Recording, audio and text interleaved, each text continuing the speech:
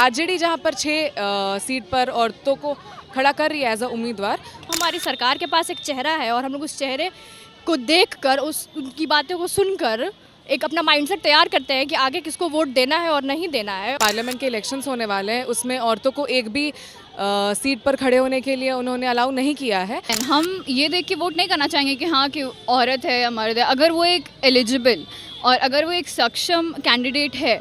नमस्कार, आप live cities देख रहे हैं। मेरा नाम है प्रभात। देखिए, लोकसभा चुनाव 2024 को लेकर बिहार में जेडीयू, भाजपा और आरजेडी ने अपने अपने प्रत्याशियों के नाम का ऐलान कर दिया है। जहां एक तरफ बीजेपी ने 17 उम्मीदवारों में एक भी महिला को प्रत्याशी नहीं बनाया है, तो वहीं आरजेडी ने 22 में से 6 महिला को प्रत्याशी बनाया है। अब इस पे पटना वुमेंस कॉलेज की लड़कियां क्या सोचती है, जहां एक तरफ प्रधानमंत्री नरेंद्र मोदी कहते हैं कि आधी शक्ति आधी आबादी, आधी शक्ति की बात करते हैं, नारी शक्ति वंदन अधिनियम बिल लेके आते हैं, लेकिन जब बात टिकट देने की आती है तो वो बिहार से उनके लिस्ट से महिलाएं नदारद रहती है। आज हम पटना वुमेंस कॉलेज की लड़कियों से बात करेंगे और जानने की कोशिश करेंगे कि उनका पॉइंट ऑफ व्यू क्या है। हाय, आपका नाम क्या है? मेरा नाम वर्तिका है। आप बताइए कि बीजेपी ने एक भी महिला को टिकट नहीं दिया और आरजेडी ने 6 महिलाओं को टिकट दिया। इस पे आपका पॉइंट ऑफ व्यू क्या है? देखिए, बहुत सारी पॉलिसीज़ हैं नरेंद्र मोदी की, जिसमें वो विमेन एम्पावरमेंट की बात करते हैं और औरतों को बढ़ावा भी देने के लिए काफ़ी सारी वो स्कीम्स भी निकालते हैं।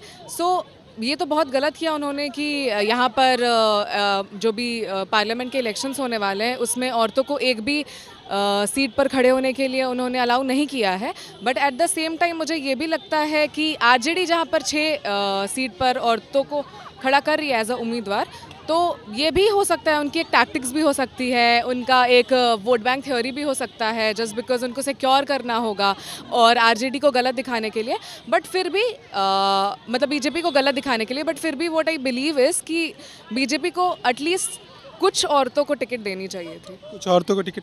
आपने बात की कि वुमेन एम्पावरमेंट की बात करते हैं, नरेंद्र मोदी पॉलिसीज़ बनाते हैं। जब वुमेन एम्पावरमेंट की बात होगी, जो उसमें महिलाओं की हिस्सेदारी होनी चाहिए ना।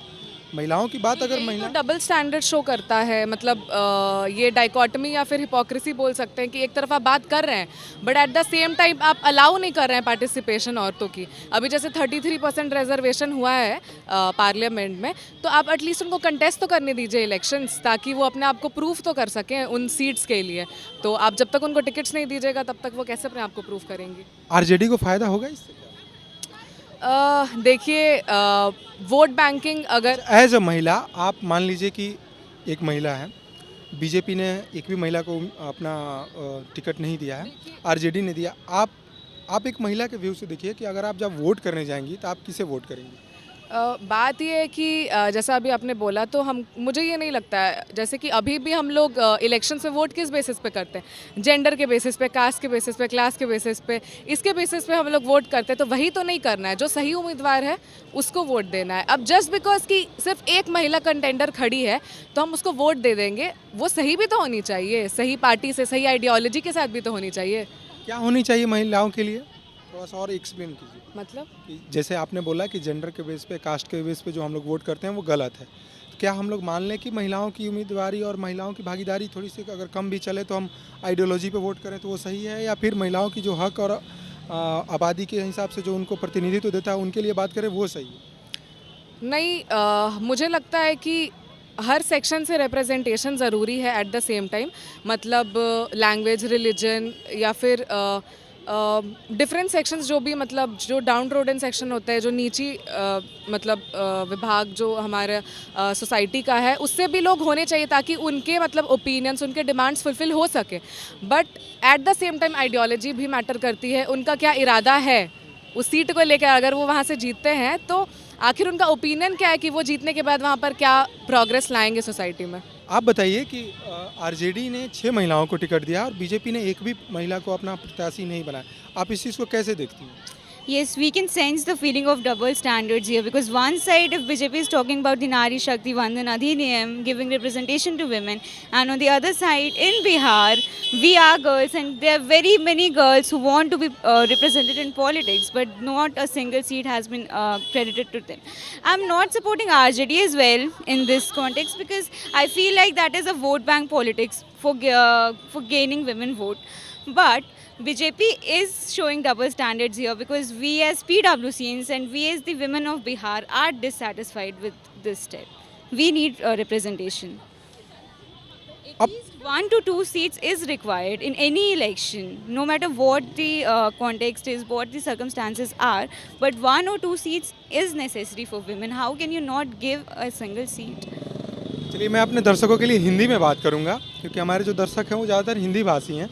आप बोल सकती हैं इंग्लिश चाहें तो, कोई बात नहीं, आप इंग्लिश बोल सकती हैं। आप जो कह रही हैं कि डबल स्टैंडर्ड है ये बीजेपी का, तो अगर जब वोट करने की बारी आएगी तो आप कैसे वोट करेंगी इस बार? सिर्फ एक ये तो एक बात हो गया कि हाँ एज वेमेन एक चीज़ तो है जो वेमेन को रिप्रेजेंटेशन नहीं मिला, ठीक है। बट अगर हम अगर बात करें दी बीजेपी के साथ जो अलग अलग उसकी जैसे आरजेडी हो गई और अलग पार्टीज़, तो उसकी जो पॉलिसीज़ है वो भी हाँ आरजेडी जेडीयू, तो उसकी जो पॉलिसीज़ है और जो टर्म्स में उनके विमेन के साथ जो बर्ताव रहा है उनको उसको देखते हुए हम ये भी नहीं कह सकते कि वो बहुत आइडियल पार्टी है अगर विमेन को 6 सीट मिल। क्या आरजेडी में क्या गलत लगा ह्यूमन्स के साथ आपका बात? जो उनका हिस्ट्री रहा है आरजेडी का, जो हिस्ट्री रहा है आरजेडी का, ऑफ कोर्स उसमें तो हम कह सकते हैं कि women way not safe enough, and JDU के आने के बाद हाँ कुछ एक्सटेंड तक लाइक 6 बजे तक औरत जा सकती। Even today we can not say that कि सब कुछ गलत है। बट मुझे लगता है कि सिर्फ किसी के हिस्ट्री के बेसिस पे उस पार्टी को डिटरमाइन नहीं किया जा सकता है, क्योंकि उनकी हिस्ट्री खराब हो सकती है बट प्रेजेंट शायद ठीक हो सकता है। यशवी तो कह रहे हैं ना कि एक बार भरोसा कीजिए, और शायद 17 महीने में उन्होंने कुछ बोला है कि दावे भी कर रहे हैं। वो अभी मुझे लगता है कि जब वो अभी पावर में थे जस्ट इस अलायंस के पहले, जो भी कोalition गवर्नमेंट है बीजेपी की और जेडीयू की, उसके पहले मतलब जब जेडीयू और आरजेडी साथ में था, तो अगर पहले देखा जाए जब आरजेडी का रूल था और अभी देखा जाए तो उसमें बहुत डिफरेंस था। उस टाइप का मतलब टर्मोइल नहीं था जैसा पहले मतलब देखा जा रहा था, तो मे भी हो सकता है कि वो भी इनिशिएटिव्स ले अगर बोल रहे हैं तो। दो चुनाव की बात आती है, एक होता है लोकसभा और एक विधानसभा। दोनों में आप लोगों का वोटिंग का पैटर्न क्या होगा? मतलब अगर आप लोगों को बोल दिया जाए कि विधानसभा में वोट करना है और सेम टाइम लोकसभा में करना है, और 2 पार्टियाँ दी जाती है, जेडीयू 3 पार्टी दी जाती है, जेडीयू बीजेपी और आरजेडी, आप किसे अपना? ये कोई लाइक ऐसा कुछ क्लियर तो मैं बोल नहीं सकती कि बिल्कुल मैं यही वोट ये बात तो मतलब एक होता है ना कि अपना मत आप वोट किसे देंगे ये नहीं, आपकी पसंद क्या होगी? मेरी तो कोई भी नहीं है, मेरा तो नोटा हमेशा से रहा है।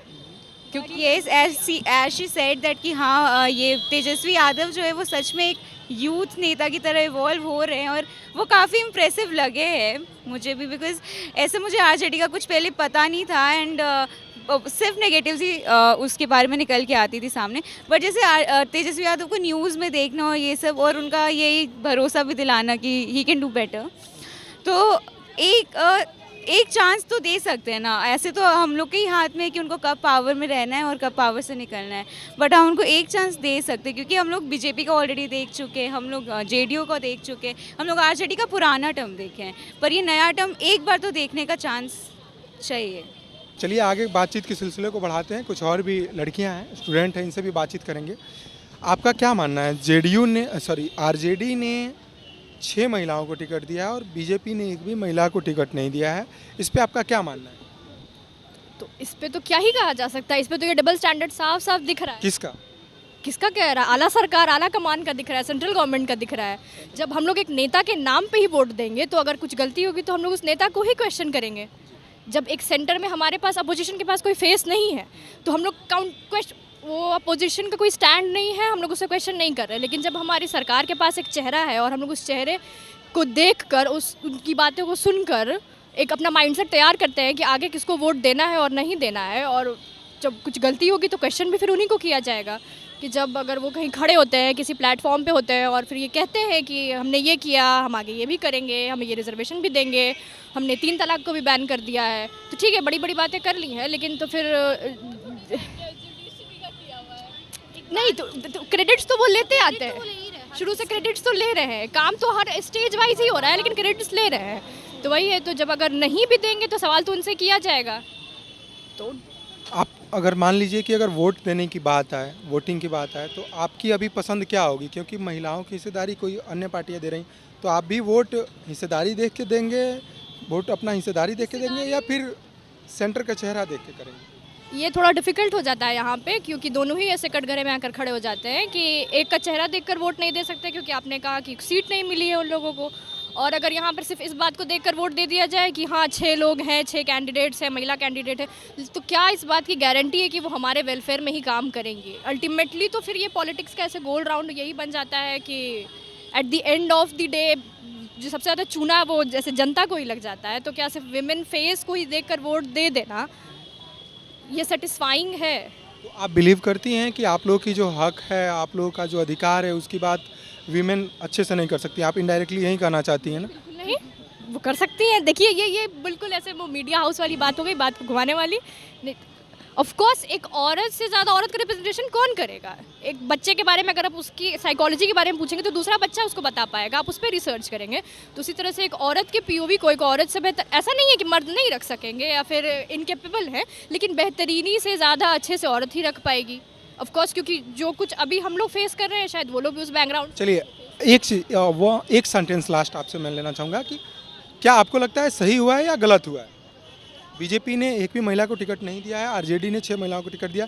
अभी अगर बोला जाए, अभी के अगर वोट नहीं करने के लिए, तो आपकी पसंद क्या होगी, आरजेडी या बीजेपी? नोटा, ये बहुत ट्रिकी क्वेश्चन है और नोटा ही इस वक्त सही लग रहा है, क्योंकि सिर्फ आप बताइए क्या? हम तो नोटा पे जाएंगे, हमारा तो पहले से ही है। हमको तो क्यों? लगता है कि अब कोई भी इस चीज़ के लायक ही नहीं है, हमें ऐसा लगता है। क्यों ऐसा क्यों मान?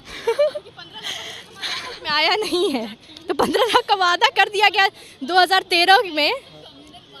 14 में 13 से शुरू हो गया था, 13 से शुरू हो गया था, 14 में हमने ऐसे वो सरकार बन गई थी, तो 15 लाख अभी तक पहुंच नहीं पाया, वो जुमला ही था। तो फिर अब क्या ही कहा जा सकता? क्या बोला था इसे प्रधानमंत्री ने 15 लाख के बारे में, कुछ बताएंगे? अब एग्जैक्टली वैसे याद नहीं है, लेकिन या तो प्रधानमंत्री ने कहा था या तो करंट गृह मंत्री अमित शाह जी ने कहा था। प्रधानमंत्री नहीं बोला था, मतलब क्या बोला था, कुछ है? वापस लाने की भी बात की थी, लेकिन फिर तो अभी तो डोनेशन कहीं और ही चला गया है। फिर आप इस पे कुछ बोलेंगे? देखिए कुछ बोल रही हैं, वीमेन है, इनसे भी आप बताइए अपना नाम बताइए। मानवी। मानवी, आप एक कुछ कह रही थी कि पीएम केयर फंड के बारे में। हाँ, आई मीन आपने भी क्वेश्चन पूछा था कि बीजेपी या आरजेडी में से कौन सा, तो हम लोग अभी पर्सनली हम लोग का फेवर नोटा पे ही जा रहा है, क्योंकि हम लोग को दोनों में से कोई पार्टी अपने प्रोमिसेस पे खड़ा उतरता हुआ नहीं दिख रहा है। एंड वो तो बहुत दूर की बात हो गई है, हमें वो एक तरीके से सोसाइटी के लिए बहुत आई मीन डेंजरस लग रहा है, क्योंकि बहुत सारी ऐसे उनके मतलब पॉलिटिकल टैक्टिक्स हैं जो ऊपर से जा रहे हैं लोगों। जैसे कि अभी सबसे रीसेंट नोटिस में इलेक्टोरल बॉन्ड्स का है, सबसे ज़्यादा फंडिंग इलेक्टोरल बॉन्ड्स की बीजेपी को मिली है, और बहुत ही वैरायटी के कंपनी से मिली है, जो कि ऑलरेडी उतना फंड्स रखने के लिए नोन नहीं है। उनके यहाँ पहले ईडी का छापा पड़ा हुआ है, और उसके बाद somehow they have made all these donations to BJP. और बॉन्ड्स जो है वो इनकैश करना किसका बंद हुआ है? ऑपोजिंग पार्टीज़ का। ऑपोजिंग पार्टीज़ के रिप्रेजेंटेटिव्स को जेल में डाला जा रहा है। आई मीन ये थोड़ा वियर्ड हो गया इस बार का इलेक्शंस। आप कहीं इनडायरेक्टली इमरजेंसी मतलब पार्शियल इमरजेंसी की तरफ इशारा तो नहीं ना कर रही हैं? अभी जैसा सिचुएशन चल रहा है यहाँ कोई ठीक नहीं है। मतलब आप पार्शियली इशारा कर रही हैं कि इमरजेंसी जैसे हालात? इमरजेंसी जैसे हालात हो सकते हैं, लेकिन अगेन लोग को ब्रेन वॉश कर दिया जाए तो उन लोग को वो भी जो है राम राज्य ही लगेगा। ब्रेन वॉश किस टाइप से, मतलब थोड़ा सा क्लियर कीजिए। अभी हम लोग यहाँ पे जितना भी हम लोग का नेशनल एसेट्स था, जो पब्लिक सेक्टर कंपनीज थी, वो लोग को प्राइवेटाइज कर दिया जा रहा है। और इट्स नॉट बैड कि हाँ पब्लिक सेक्टर को प्राइवेटाइज कर, ऑब्वियसली जो लॉस मेकिंग कंपनीज है उनको प्राइवेटाइज करना is not a bad thing, it is in fact a great initiative. लेकिन ओरिजिनली जो 9 गोल्डन कंपनीज थी पब्लिक सेक्टर की, वो सारी प्राइवेटाइज हो चुकी है एक हद तक अभी। And there is no like employment guarantee in this. वो आपको जो आप कुछ भी करने जाओ वो आपको स्टार्टअप के लिए जो है मोटिवेट करने लगते हैं कि हमने स्टार्टअप में इतना इन्वेस्ट किया है। सब नहीं कर सकता है स्टार्टअप, सबका स्टार्टअप माइंडसेट नहीं होता, सबका बिजनेस माइंडसेट नहीं होता है। अभी जैसे हम लोग हैं, we are studying from a very theoretical perspective. English major का जो स्टूडेंट्स होता है, हम लोग बहुत एक थ्योरेटिकल पर्सपेक्टिव से पढ़ रहे हैं और हम लोग में कोई भी वैसा इनोवेटिव स्टडीज़ टाइप का नहीं होता जिससे हम लोग स्टार्टअप क्रिएट करें। एक सपोजिट बहुत होगा हम लोग पब्लिशिंग हाउस खोलेंगे, लेकिन इसमें बहुत इनकम लगेगा and which is something we can not afford on our own. और ये सारा जो फैक्टर्स है वो शायद बीजेपी अकाउंट में नहीं ले रहा है when it is inculcating it's policies for youngsters. वो बस फोकस कर रहा है कि हाँ हम लोग वोकेशनल स्टडीज़ ऑफर करा रहे हैं, न्यू एजुकेशन पॉलिसी में हम लोग ये चेंजेस कर रहे हैं। मोस्ट उसका जितना भी जा रहा है वो सिर्फ कम्यूनल स्टफ के तरफ ही पॉइंटेड आउट है कि हम लोग हाँ अभी जैसे वो राम मंदिर वाला भी ये सब कर रहे हैं। अगर उन लोग को एक्चुअली राइट विंग के लिए उतना कुछ करना था, अगर उन लोग को सपोजिटली हिंदू मेजॉरिटी के लिए कुछ करना था, वो लोग वक्फ बोर्ड हटा सकता था। वो लोग मेजॉरिटी उन लोगों के पास, वो लोग वक्फ बोर्ड हटा सकता था, लेकिन वो लोग ये लोग रखा है तो लाइक दिखाने के लिए कि हाँ वक्फ बोर्ड है, हम लोग उससे जो है लड़ाई करके उससे जीत करवा करके आपको राम राज्य इस्टेब्लिश करके दे रहे हैं। तो एक मंदिर की बेसिस पे हाँ अभी हम ये कहेंगे, फिर बहुत लोग का ऐसे सेंटिमेंट्स हर्ट हो जाएगा। महिलाओं की हिस्सेदारी की बात हो रही है, आप इसको कैसे देख रही हैं? हम इसको फिर अगेन बहुत मेरा इस पे थोड़ा डिवाइडेड ओपिनियन चला जा रहा है पर्सनली भी, कि अगेन हम ये देख के वोट नहीं करना चाहेंगे कि हाँ कि औरत है या मर्द है। अगर वो एक एलिजिबल और अगर वो एक सक्षम कैंडिडेट है जिसको देख के लगता है कि हाँ ये जो है मतलब मेरा वेलफेयर दिमाग में रख करके कोई पॉलिसी बनाएगा, तो उसको वोट करने में कोई प्रॉब्लम नहीं है। लेकिन अगेन पॉलिटिक्स में रिप्रेजेंटेशन होना चाहिए। अगर आप रिप्रेजेंटेशन ही नहीं रखोगे तो डिमांड्स किसी भी तरीके से सामने आएगा नहीं। अगर सिर्फ मेल डोमिनेटेड रहेगा ये पॉलिटिकल स्फीयर, तो उसमें वेमेन का क्या नीड्स है या फिर जो भी है वो सब प्रॉपर्ली रिप्रेजेंट नहीं हो पाएगा। तो आई वुडंट से कि रिजर्वेशन लाया जो बिल 33% वाला, वो एक लंबे टाइम से चल रहा था, उस पर डिस्कशन लाया है, बहुत अच्छी बात है, लेकिन उसको इम्प्लीमेंटेशन किया नहीं किसी भी तरीके से। यहाँ पे जो है उसको 29 में बात हो रही है। अब ये तो खींचते वही है कि बस एक्सपैंड ही करना है इनको अपना रूल। एक में पहले राम मंदिर बनाएंगे, फिर अगले साल करते तो देखा आपने, महिलाओं की भागीदारी और महिलाओं के अधिकार को लेकर हमारा सवाल था कि आरजेडी ने जहां एक तरफ 6 महिला प्रत्याशियों को उम्मीदवार बनाया और बीजेपी ने एक भी महिला को बिहार से उम्मीदवार नहीं बनाया। इस पे पटना वुमेंस कॉलेज की लड़कियां क्या बोल रही थी आपने सुना। इनकी अलग अलग राहें थी। किसी का कहना था कि हम वोट तो करते हैं लेकिन ऊपर का चेहरा देख के, तो किसी का कहना था कि हम जब तक हमारी अधिकार, हमारी मांगों को उठाने वाली अगर कोई महिला नहीं होगी, महिलाओं की भागीदारी नहीं होगी, तो हम कैसे वोट कर सकते हैं। बहरहाल आप लाइव सिटीज़ देख रहे थे। अगर आप इस वीडियो को यूट्यूब पे देख रहे हैं तो चैनल को सब्सक्राइब करें। अगर आप इस वीडियो को फेसबुक पेज पे देख रहे हैं तो पेज को फॉलो करना ना भूलें। धन्यवाद।